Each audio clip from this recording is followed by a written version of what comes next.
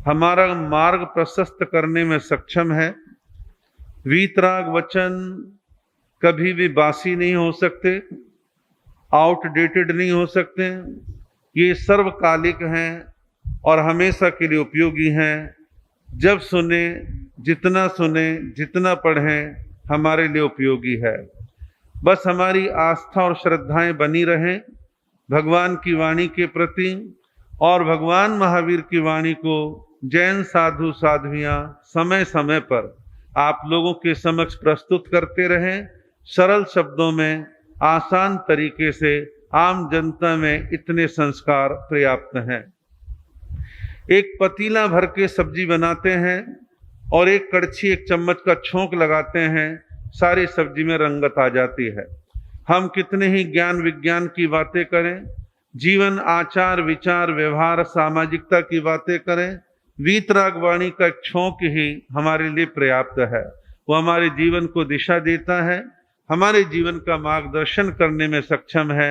इस वाणी का निरंतर स्वाध्याय करें, अध्ययन करें, चिंतन करें। बहुत सारे भाई बहन कहते हैं, महाराज हम शास्त्र पढ़ना चाहते हैं, बड़ा डर लगता है, प्राकृत भाषा में हम कैसे पढ़ेंगे, प्राकृत भाषा तो हमें आती नहीं है। आप लोगों को डरने की आवश्यकता नहीं है। आप शास्त्रों के एक सीक्वेंस को समझ लें, कहाँ से शुरू करना है, कैसे धीरे धीरे आगे बढ़ना है। बस आपकी हिंदी भाषा थोड़ी अच्छी होनी चाहिए। पारिभाषिक शब्द धीरे धीरे आपके मन मानस मस्तिष्क में बैठने प्रारंभ हो जाएंगे। पहले आसान ग्रंथों को पढ़ो, फिर धीरे धीरे कठिन ग्रंथ भी आपके सामने आएंगे, तो आपको किसी तरह की कोई प्रॉब्लम नहीं होगी। राष्ट्रभाषा हिंदी में सारे 32 आगमों का अनुवाद प्राप्त है, और अब तो इंग्लिश में भी 32 आगम प्राप्त हैं। श्रद्धेय उत्तर भारतीय प्रवर्तक भंडारी पदम चंद्र जी महाराज ने आदेश दिया, उनकी कल्पना थी, और उत्तर भारतीय प्रवर्तक वाणी भूषण श्री अमर मुनि जी महाराज ने उसको साकार किया। आगरा के द्वारा उन्होंने 32 आगमों का सचित्र इंग्लिश अनुवाद सहित प्रकाशन का काम करके नई पीढ़ी पर बड़ा उपकार किया कि इंग्लिश में भी शास्त्रों का अनुवाद उपलब्ध है और आप उसका लाभ ले सकते हैं। बस केवल मन बनाने की आवश्यकता है, थोड़ा सा समय निकालने की आवश्यकता है। आधा पौना घंटा डेली भी स्वाध्याय कर लिया तो 6 महीने में इतना, साल में इतना, और आपको अच्छा लगना प्रारंभ हो जाएगा, रस आना प्रारंभ हो जाएगा, और आप भगवान महावीर की वाणी के मर्म को, रहस्य को, सार को अपने जीवन के अंदर तो अंगीकार करेंगे ही, आप औरों का मार्गदर्शन करने में भी आप सक्षम बन पाएंगे, और आपको भगवान महावीर की वाणी के प्रति अहोभाव, शुद्ध भाव, प्रिय भाव, अच्छा भाव आपके मन में और मजबूत होता चला जाएगा। तो ऐसा प्रयत्न भी करना चाहिए। जैसे हाल फिलहाल मैं इन शास्त्रों के सारभूत तत्व की बात आपको सुना रहा हूँ, ऐसे और भी बहुत सारे मुनि साधु समय समय पर भगवान की वाणी सुनाते हैं। हमारे एक संत हैं, दिल्ली करोल बाग में पिछले 2-4 साल से विराजमान हैं, उप प्रवर्तक भंते श्री पारस मुनि जी महाराज। उन्होंने तो कभी दाएं बाएं कभी कुछ सुनाया ही नहीं, वो तो केवल शास्त्र पे ही सुनाते थे। और करोल बाग स्थानक में उनको अनेक वर्षों तक लंबे समय विराजने का मौका मिला, और वहां पर उनके गुरुदेव बनवारी लाल जी महाराज, उनके गुरु के गुरु भाई यानी पंजाब के श्री प्रेमचंद जी महाराज के गुरु भाई तुलसी राम जी महाराज की सेवा, अपने गुरुदेव की सेवा, अन्य संतों की सेवा, ऐसा उन्होंने सेवा का काम किया कई सालों तक। और करोल बाग में आप जानते हैं बहुत ज्यादा घर समाज के हैं नहीं, थोड़े लोग जितने भी आते थे 150, उनको बड़े श्रद्धा भाव से उन्होंने आगम के आगम बहुत सुनाए। लोगों ने बड़ा रस लिया, आनंद लिया, काफी लाभ प्राप्त करा। हमारे उपाध्याय जितेंद्र मुनि जी महाराज भी आगम के विषय में ही बोलते हैं, और पंजाब की जनता उनके प्रवचन, उनकी शैली से प्रेरित और प्रभावित है। तो भाव कहने का ये है, हम वीतराग वाणी सेंटर में रहे, इसके इर्द गिर्द रहें, इससे दूर, इसकी रेंज से बाहर हमारे को नहीं निकलना चाहिए।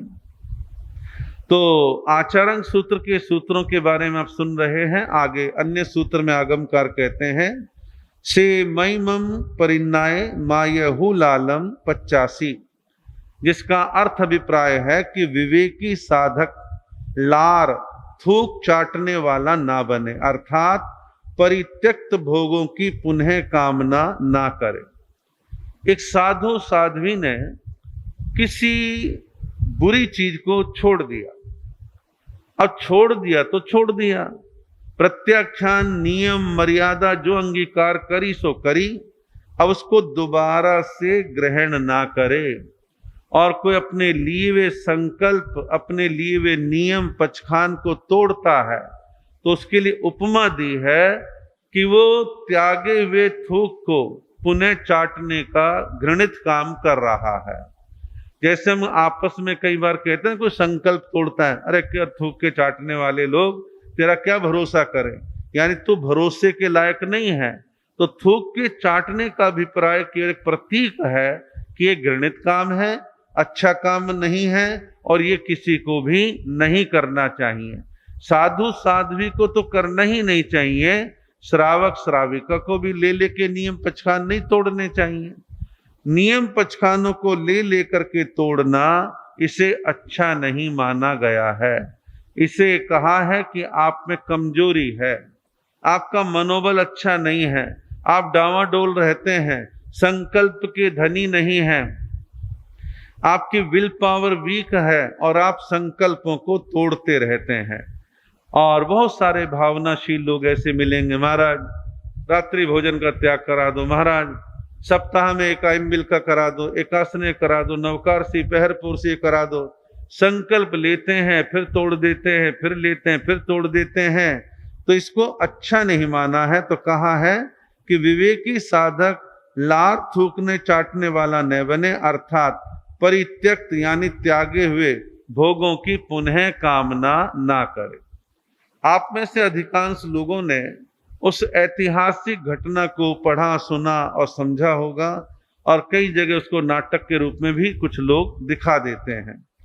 रथनेमी और राजीमती का दृष्टांत आता है कि रथनेमी दीक्षित हो जाता है और दीक्षा लेकर के गुफा में ध्यान करता है, और उन्हीं दिनों में राजीमती, ये वही राजीमती जो अरिष्ट नेमी भगवान के द्वारा त्यागी हुई है, और इस प्रकार वो त्यागने के पश्चात वो भी वैराग्य में भर जाती है और दीक्षा लेने का भाव बनाती है।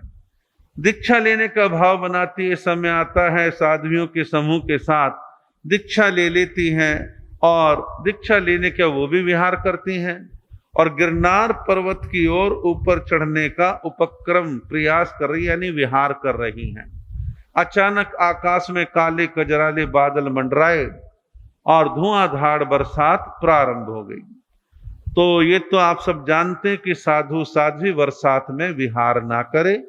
बरसात आ ही गई है तो दाएं बाएं जो भी सुरक्षित स्थान हो, उस सुरक्षित स्थान में अपने आप को कवर्ड एरिया में ले जाए। उन साध्वियों ने देखा कि पास में गुफा है, गुफा कवर्ड है, यहाँ चले जाते हैं।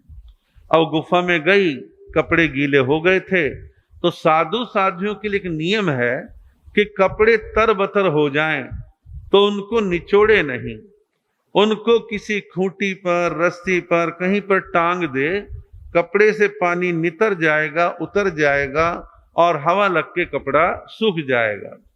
तो साध्वियां अंदर गई और राजीमती ने अपने वस्त्र को उतारा और पहाड़ी चट्टान के जो नुकीले पत्थर थे उनमें कपड़ों को अटका दिया और इंतजार कर रहे कि किसी तरह सूखें, पहनने लायक हों और हम फिर आगे बढ़ेंगे। आप एक चीज को ध्यान रखना, और ऐसा आप सब जानते भी हैं, मैं हूं चाहे आप हैं, हम बाहर सूरज की रोशनी से आए और कमरे में, हॉल में प्रवेश किया और वहां अंधेरा पहले से था ही था, तो हमारे को रोशनी से आने वाले को अंदर का अंधेरा और ज्यादा डार्क महसूस होता है। तो साध्वियों को भी गलत फहमी हुई कि इसके अंदर कोई जेंट्स, कोई पुरुष, अन्य को लोग नहीं है। अब साध्वियों ने वस्त्र उतारे तो अंदर पहले से वहां पर रथनेमी बैठे थे। अब वो साधु बन चुके हैं, दीक्षा ले चुके हैं। रथनेमी ने देखा और वो भी खास तौर पर राजीमती को देखा तो उनका मन चंचल हो उठा। मन डावाडोल हो उठा, चंचल हो उठा। क्यों? क्योंकि भगवान के दीक्षा लेने के बाद उन्होंने सोचा कि इतनी सुंदर राजीमती मुझे मिल जाए, शादी का प्रस्ताव भी रखा, उन्होंने स्वीकार नहीं किया था। अब ऐसी हालत और एकांत में देख के रथनेमी खड़े होते हैं, नजदीक जाते हैं और साध्वी जी से कहते हैं, अभी भी कुछ नहीं बिगड़ा है, मुझे भी दीक्षा लिए थोड़ा ही समय हुआ है, तुमने भी नई नई दीक्षा ली है, अभी भी कुछ नहीं बिगड़ा, घर चलते हैं, गृहस्थ में चलते हैं और विवाह करते हैं। मैं तुम्हारे विवाह प्रस्ताव को स्वीकार कर लूंगा। लेकिन राजीमती उत्तेजित होकर उन्होंने तुरंत क्या काम किया, तुरंत कपड़ों को लेकर अपने अंगोपांगों को ढका और उत्तेजना के साथ, थोड़े रोष के साथ उन मुनि को, उस रथनेमी को डांटते हुए कहा कि रथनेमी, तुम्हें विवेक, समझ, अकल होनी चाहिए कि मैं किस कुल खानदान की हूं, तुम किस कुल खानदान के हो, और तुम्हें तो अपनी इस बात पे लज्जा आनी चाहिए कि अपने खानदान के नाम को और उसकी इज्जत पर बट्टा लगा रहे हो कि तुम जो हो दीक्षा लेने के बाद भी पुनः ग्रस्त में जाने का सोच रहे हो और मुझे भी विचलित करने का प्रयास कर रहे हो। ये बिल्कुल गलत है। उन्होंने उपमा दी और कहा, अगंधन कुल का जो सर्प होता है, अगंधन कुल का जो सर्प होता है, वो त्यागे हुए विष को दोबारा ग्रहण नहीं करता। जलती आग में गिर के उसको मर जाना मंजूर है, लेकिन त्यागे हुए विष को स्वीकार करना उसे मंजूर नहीं होता। ऐसे ही तुम अपने कुल खानदान का विचार करो और जो चीज तुमने त्याग दी सो त्याग दी, अब दोबारा उसकी कामना करना उचित नहीं है। समझाया, समझ में आया। कभी कभी ताने, कभी कभी ऐसे स्वर, वाक्य व्यक्ति को अंदर से जगा देते हैं। सामने वाले ने तो तीखा वचन बोल दिया, लेकिन जो अच्छा इंसान है वो उसको प्रेरणा रूप में स्वीकार करके उस काम को अच्छी दिशा में लेके जाता है। तो जीवन में लिए हुए संकल्पों को, प्रत्याख्यानों को, नियमों को बार बार भंग करना किसी भी दृष्टि से उचित नहीं कहा गया है। आगे अन्य सूत्र में कहा है, वेरम वड्ढई अपणों। वेरम वड्ढई अपणों का अर्थ है विषयातुर मनुष्य अपने भोगों के लिए संसार से वैर बढ़ाता है। विषयातुर, इस शब्द को समझे। विषयातुर क्या करे? विषय जमा आतुर, विषयों के लिए आतुर। आतुर यानी प्यासा, भूखा, लालायित, कोशिश करने वाला, विषयों के लिए कोशिश करने वाला विषयातुर मनुष्य भोगों के लिए, भोग यानी पांचों इंद्रियों के भोगों के लिए संसार से वैर बढ़ाता है। संसार से, संसार उसमें परिवार भी आ गया, समाज भी आ गया, गली मोहल्ला भी आ गया, उनसे वैर बढ़ाता है। आप कहोगे ऐसे कैसे वैर बढ़ाता है भाई, कैसे वैर विरोध बढ़ जाएगा? बढ़ता है। आप देखिए, एक जवान लड़की है और एक जवान लड़का है, दोनों आपस में प्रेम करने लगे और अब शादी करना चाहते हैं। अब शादी की बात घर वालों को लड़के ने अपने और लड़की ने अपने घर वालों को बतलाई। भाई कहता है बिल्कुल नहीं, वो फला जाति फला वर्ग का है, हम शादी नहीं करेंगे। माता पिता कहते खबरदार, हमारी बिरादरी में नाक कटवाएगा और या कटवाएगी। लड़के वाले लड़के को, लड़की वाले लड़की को डांटते हैं, डपटते हैं। फिर किसी किसी भाई को बड़ा जोश आता है, मेरी बहन पर आंख उठाने वाला, बहकाने वाला, प्रेम का पाठ पढ़ाने वाला वो लड़का, उसे मैं देख लूंगा।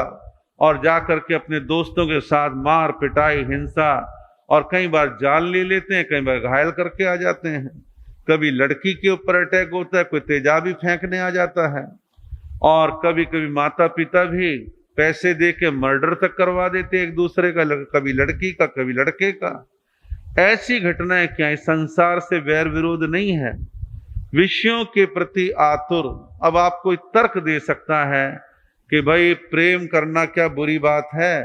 प्रेम करना बुरी बात नहीं है, प्रेम कीजिए, लेकिन थोड़ा सा इस बात का पेशेंस रखो इस मार्ग में कष्ट आ सकता है, इस मार्ग में तकलीफ आ सकती है।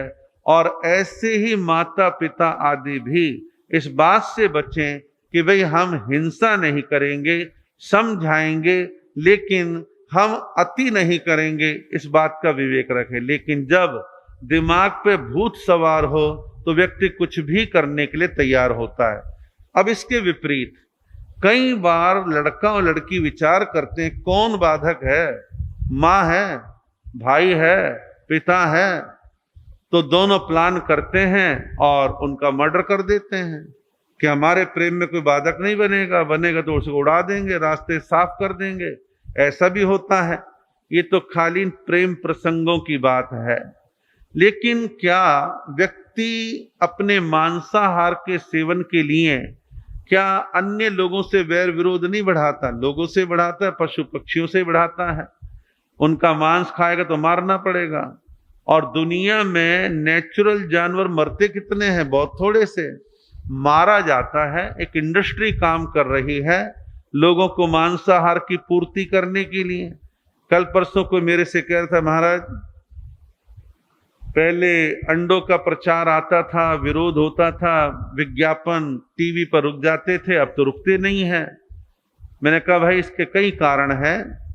सरकारों की सोच, मीडिया का अपना एक तरीका, दायरा, और एक अजीब प्रकार की फ्रीडम दे रखी है कि आप ऐड कोई भी ले सकते हैं। आप यूट्यूब खोलेंगे, कोई भी वीडियो देखेंगे, नॉन वेज का ऐड आ रहा है, कहीं शराब का ऐड आता है, कहीं गुटखों का आता है, बहुत सारी चीजें आती हैं। अब इनसे कहां तक हम और आप टक्कर मारेंगे? हालांकि बहुत सी जैन संस्थाओं ने, बहुत से अन्य संस्थाओं ने इस प्रकार के पुरुषार्थ बहुत किए, बहुत तरह के प्रयत्न करे, मेमोरेंडम दिए, लेकिन कभी सुनाई हो गई, कभी नहीं हो गई। कुछ अफसरों की नीतियां हैं और ये सब चीजें होती रहती हैं। लेकिन कुल मिलाकर के हमारा और आपका तो एक ख्याल, एक भाव, एक विचार है कि ऐसी चीजें नहीं होनी चाहिए। तो कहा कि जो विषयों के प्रति आकर्षित व्यक्ति है वो अपने विषयों की पूर्ति के लिए संसार से वैर विरोध बढ़ाता है, अनेक तरह के काम करता है और अनेक तरह के दुर्व्यसनों का व्यक्ति सेवन करने के लिए तैयार हो जाता है। तो आवश्यकता है हम स्वयं अपने संयम के द्वारा अपने विषयों की भूख को संयम में, मर्यादा में, कंट्रोल में रख करके चलें। भगवान महावीर ने सीधे सीधे दो मार्ग बतला दिए। क्या साधु हैं तो आपकी ये मर्यादा है कि आपको ये काम नहीं करना।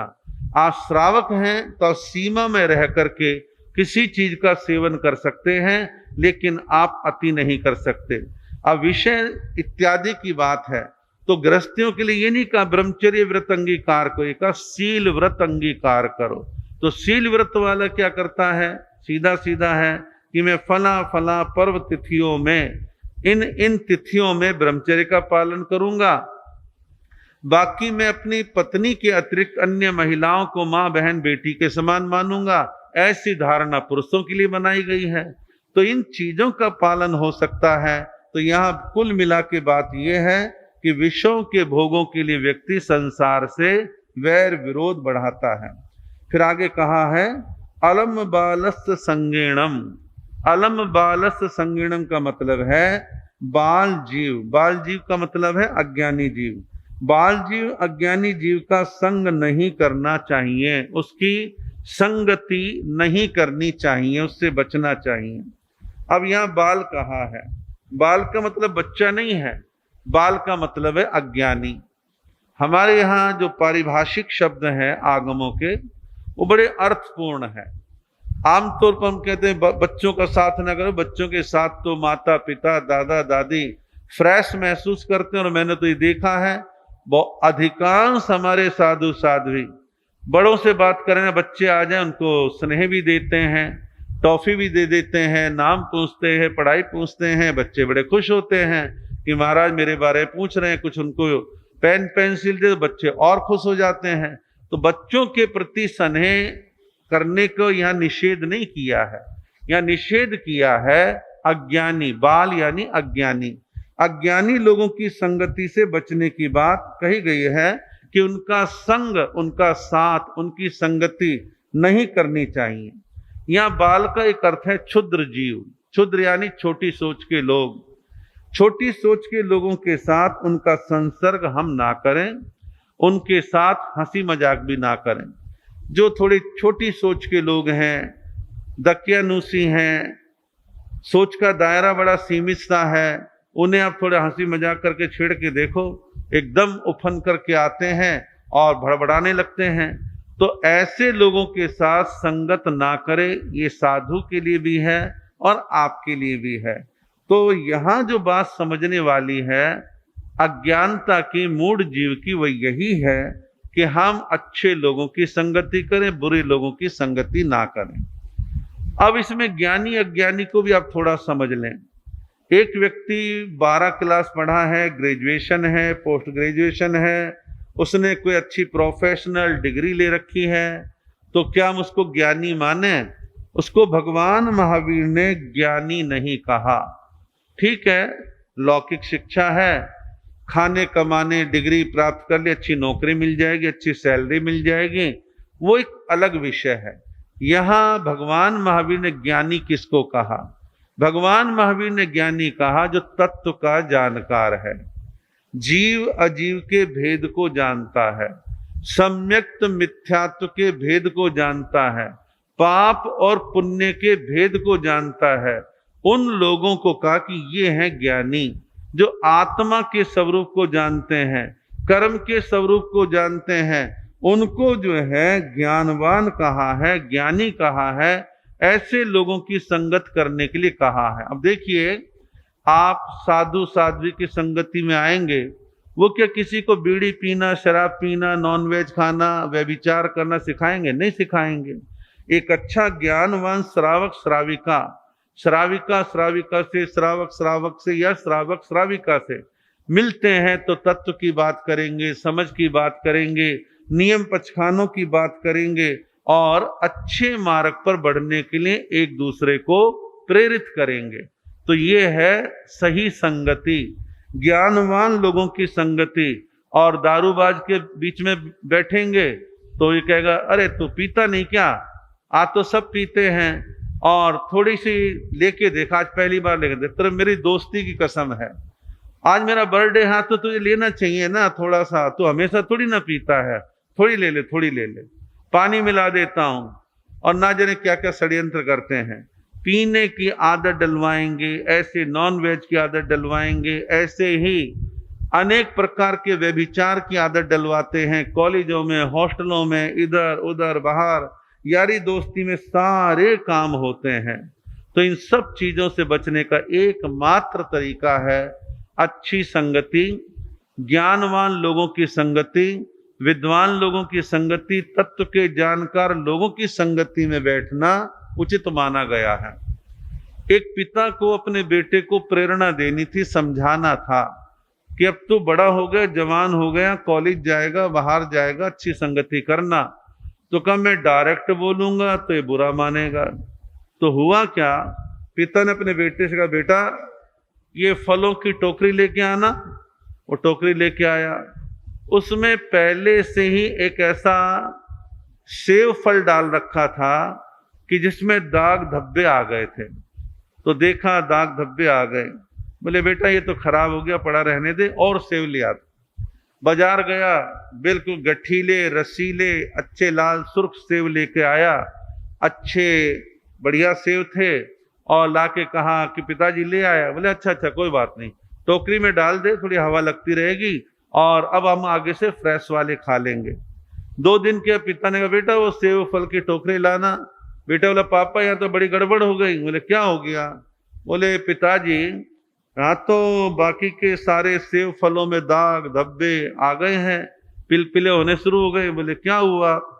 तो बाद में पिता, अच्छा बेटा हमसे गलती हो गई, एक पुराने वाला सेव फल दाग से भरा हुआ था, उसके साथ हमने फ्रेश एप्पल के सेब रख दिए, और उनकी संगत के प्रभाव से बाकी के भी खराब हो गए। कुछ बीमारियां छूत की होती हैं, संगत भी ऐसी ही है, संगत भी कहीं ना कहीं अपना प्रभाव डालती है। तो हमारे को अच्छी संगत करनी है। तो पिता ने बेटे को बतलाया कि बेटा देख मेरी भी गलती तेरी भी गलती। एक खराब सेव के साथ अच्छे सेव किलो 2 किलो रखने के बाद सारे खराब हो गए। तो ऐसे हम जब आज तक अच्छे हैं, अब बुरे लोगों की संगति करते हैं, तो वहां जाके उनकी बुराई का असर हमारे ऊपर आने लगता है। एक समय था कि माता पिता अपने बच्चों को विदेश भेजने से बहुत डरते थे कि बच्चा हाथ से निकल जाए। आप क्या डरते थे? आपसे पहले महात्मा गांधी को महात्मा गांधी के जमाने में विदेश जाने से रोका गया। समाज ने कहा, लोगों ने कहा कि विदेश जाएगा, इसके भारत के सारे संस्कार नष्ट हो जाएंगे और ये अनेक तरह की बुराइयां साथ लेकर के आएगा। तो महात्मा गांधी को पढ़ने से विदेश जाने के लिए लोगों ने कुछ कुछ कहना शुरू करा। महात्मा गांधी की मां पुतली बाई थोड़ी समझदार थी, बड़ी चिंतनशील थी। वो एक जैन साधु वीरचंद जी गांधी, उनका कुछ और नाम था, कोई स्वामी नाम था, वहां लेके गई और जैन साधु का कि महाराज ऐसे ऐसे बेटा विदेश जाके पढ़ना चाहता है, लोग विरोध करते हैं और आप इसको थोड़ा समझाइश दो। महाराज ने गांधी जी को कहा, अच्छा विदेश जाओगे तो एक शराब नहीं पीना, किसी तरह का अन्य नशा नहीं करना, मांसाहार नहीं करना, पराई स्त्री का सेवन नहीं करना, ऐसे ऐसे नियम करा दिए। गांधी जी ने ले लिए। गांधी जी अपनी प्रतिज्ञा के पक्के थे, विदेश गए। कई प्रसंगों में लोगों ने प्रेशर बनाया, गांधी जी अपने नियम पर टिके रहे। परिणाम स्वरूप गांधी जी अपने जीवन में इन बुराइयों से बचे भी रहे और हमेशा हमेशा अपने जीवन में बचे तो रहे, औरों को बचने की प्रेरणा भी गांधी जी ने दी। और आज भी लोग उनको पूरी दुनिया में मूर्तियां, स्टैच्यू लगाते हैं, इज्जत देते हैं। गांधी दर्शन पे लोग अध्ययन करते हैं, पीएचडी करते हैं, समझने की कोशिश करते हैं। गांधी दर्शन बड़ा विशाल है, बड़ा प्रभावशाली है और आज भी ये बासी नहीं हो रहा। विरोध करने वाले विरोध करें, लेकिन कोई पढ़ता है तो प्रभावित हुए बिना वो नहीं रहता है। तो बात ये है कि जीवन में नियम पचखानों का बड़ा महत्व है। हम पूना में थे, एक परिवार आए, बोले महाराज बच्चा विदेश जा रहा है, हमने बहुत समझाया है, बच्चा बहुत सुशील है, आप भी इसको प्रतिज्ञा करवाएं कि किसी प्रकार की बुराई का सेवन नहीं करेगा। बच्चे ने बड़े आराम से कहा, महाराज आप नियम कराओ, मैं उनका पालन करूंगा और मैं बिल्कुल भी गलत मार्ग पर नहीं चलूंगा। मैंने तो बल्कि यहाँ रह के अपने मतलब का खाना बनाना भी सीख लिया है। अभी फिलहाल जो मैं देख रहा हूं, थोड़ा स्टेटस सिंबल बन गया है कि विदेश जाना, अंधाधुंध मेरा दोस्त गया, मेरे वो लड़की गई है तो मैं भी जाऊं। और उसके कई बार बच्चे ठीक ठाक भी लौट के आ जाते हैं। सारे ही बिगड़ेंगे ऐसा भी नहीं है, लेकिन कुछ % बिगड़ते भी हैं, उनके संस्कार नष्ट भी होते हैं। आवश्यकता है कि हम सब संभलें और संभल करके अपने जीवन में हमेशा इस बात का ध्यान रखें, अच्छी संगति करें। ज्ञानवान लोगों के पास बैठे अज्ञानियों की संगति करेंगे तो हमारे जीवन के अंदर बुराइयां आएंगी। आगे कहा अगले सूत्र में, पाव कम्मम नेव कुज्जा ने कारवेज्जा। इसका अर्थ अभिप्राय है कि पाप कर्म, असत्य कर्म ना स्वयं करें न दूसरों से कराएं। पाप ना स्वयं करना न कराना, जैन धर्म में तो बड़ी अच्छी बात कही है और आप सब जानते हैं।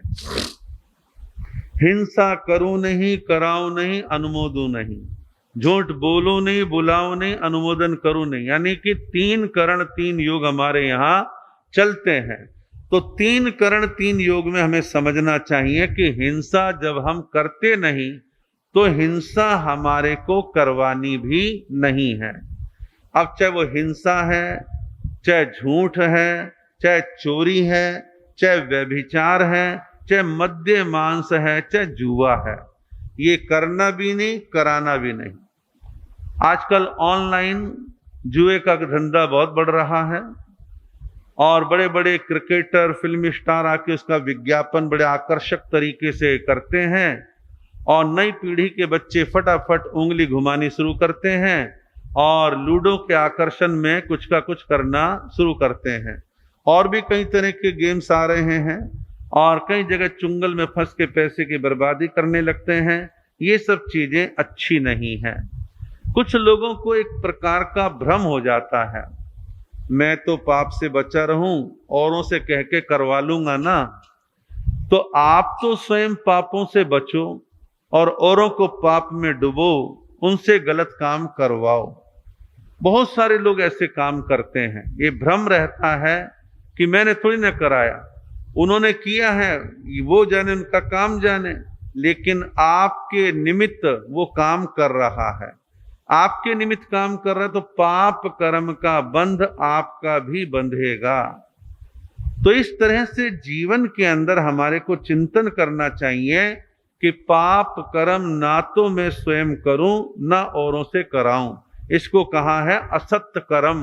असत कर्म यानी जो कर्म अच्छा नहीं है, असत है, गलत है, ऐसा असत कर्म ना स्वयं करे, ना दूसरों से कराए। अगले सूत्र में कहा है सयण विप्पमायण पुढ़ो वयम पकुवह। कहा कि मनुष्य अपनी ही भूलों से संसार की विचित्र स्थितियों में फंस जाता है, अपनी ही भूलों से। अब देखिए, जहां तक कर्म करने की बात है, मैं अपने कर्म करने में स्वतंत्र हूं, आप अपने कर्म करने में स्वतंत्र हैं।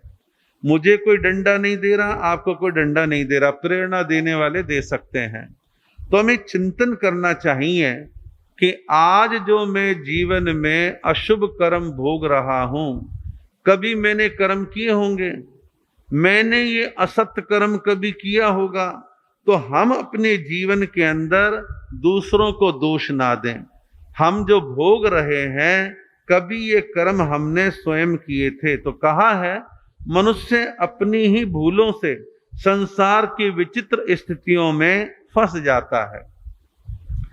अब किसी के मन में एक लोभ लालच सवार हुआ कि मैं स्मगलिंग करके अवैध रूप से, चोर रास्ते से फला माल फला शहर फला देश से लेके आ जाऊं तो वारे न्यारे हो जाएंगे।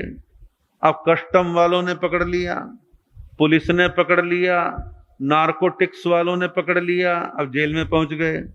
तो किसी दूसरे को दोष मत दो, तुमने गलत रास्ता अपनाया, उसका परिणाम तुम्हारे सामने है। अब किसी ने अपने जीवन में खूब जम के नमकीन खाता है, नमक की चीजों का सेवन करता है, बीपी बढ़ रहा है, फिर ब्रेन हेमरेज हो रहा है, पैरालिसिस हो रहा है, किडनी जा रही है। तो किसी दूसरे को दोष मत दो। डॉक्टर ने चेतावनी दी, आपने नहीं मानी और आपने गलती करी, तो आप अपनी भूल से, अपनी गलती से उस परिणाम को भोगने के लिए तैयार रहो। किसी ने अपने जीवन में कोई गलत हरकतें ज्यादा करी और वो शरीर में कोई दूसरा रोग लेकर के आ गई, तो तुम्हारी गलती है। तुमने अपना खुद खोटा कर्म किया और आज उसका परिणाम भोगने के लिए तैयार रहो।